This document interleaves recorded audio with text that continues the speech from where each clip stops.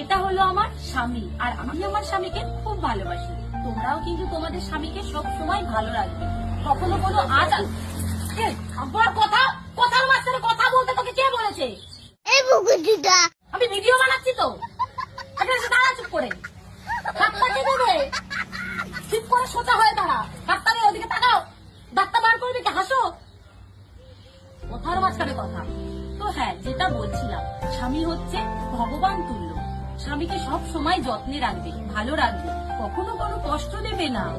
আবার কথা সুবরের বাচ্চা, কথার মাঝখানে কথা। ভিডিও বানাচ্ছি তো, চুপ করে দাঁড়াতে কি হচ্ছে? দাঁড়া চুপ করে, হাতটা কে নেবে? ওদিকে তাকা, হ্যাঁ।